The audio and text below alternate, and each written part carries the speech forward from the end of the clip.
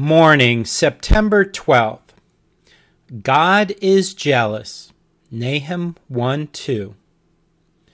Your Lord is very jealous of your love, O believer. Did he choose you? He cannot bear that you should choose another. Did he buy you with his own blood?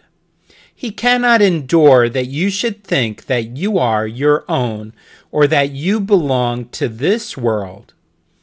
He loved you with such a love that he would not stop in heaven without you. He would sooner die than you should perish, and he cannot endure that anything should stand between your heart's love and himself. He is very jealous of your trust. He will not permit you to trust in an arm of flesh. He cannot bear that you should hew out broken cisterns when the overflowing fountain is always free to you. When we lean upon him, he is glad.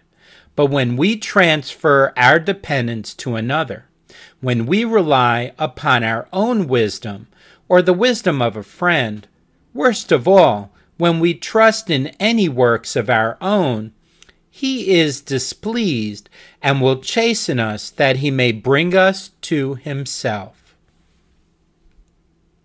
He is also very jealous of our company. There should be no one with whom we converse so much as with Jesus.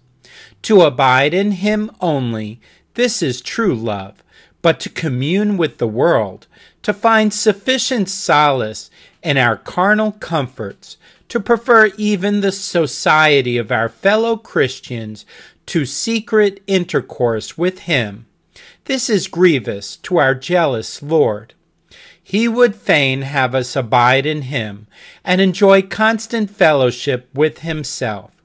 And many of the trials which he sends us are for the purpose of weaning our hearts from the creature and fixing them more closely upon himself.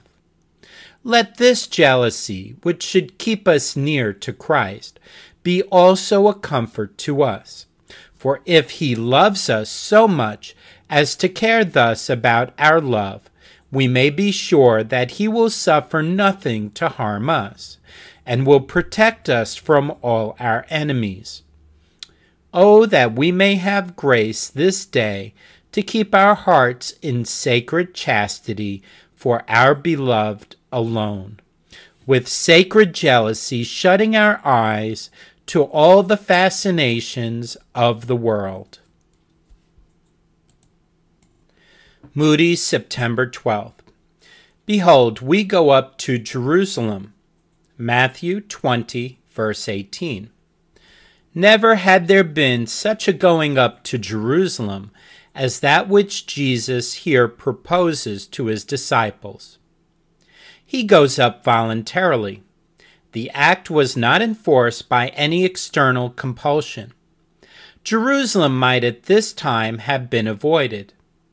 It was deliberately sought. It was a going up to a triumph to be reached through defeat, a coronation to be attained through ignominy and humiliation. O believer, in your walk through the world today, be strengthened, be comforted, be inspired by the spectacle of the captain of your salvation thus going up to Jerusalem. And remember, in all those apparently downward passages of life, where sorrow, and it may be death, lie before you, that all such descents, made or endured in the Spirit of Jesus, are really upgoing steps, leading you to the Mount of God and the resurrection glory. By J.B. Stratton. Bunyan, September 12th. And one smiled, and another smiled, and they all smiled for joy that Christiana was become a pilgrim. Evening, September 12th. I will sing of mercy and judgment. Psalm 101, verse 1. Faith triumphs in trial.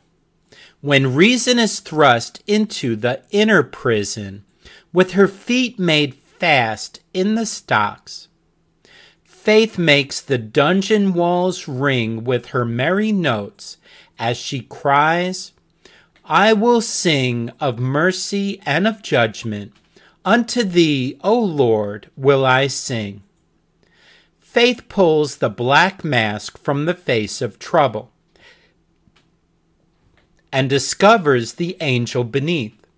Faith looks up at the cloud and sees that 'tis big with mercy and shall break in blessings on her head.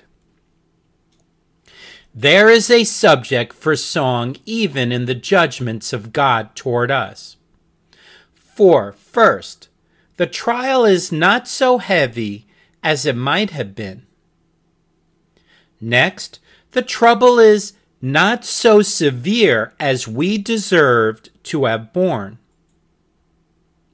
And our affliction is not so crushing as the burden which others have to carry. Faith sees that in her worst sorrow there is nothing penal. There is not a drop of God's wrath in it. It is all sent in love. Faith discerns love gleaming like a jewel on the breast of an angry God. Faith says of her grief, this is a badge of honor, for the child must feel the rod. And then she sings of the sweet result of her sorrows, because they work her spiritual good. Nay, more, says Faith, these light afflictions, which are but for a moment, work out for me a far more exceeding and eternal weight of glory. So Faith rides forth on the black horse, conquering and to conquer, trampling down carnal reason and fleshly sense, and chanting notes of victory amid the thickest of the fray. All I meet I find assists me in my path to heavenly joy, where though trials now attend me, trials never more annoy. Blessed there with a weight of glory, still the path I'll ne'er forget, but exulting cry it led me to my blessed Saviour's seat.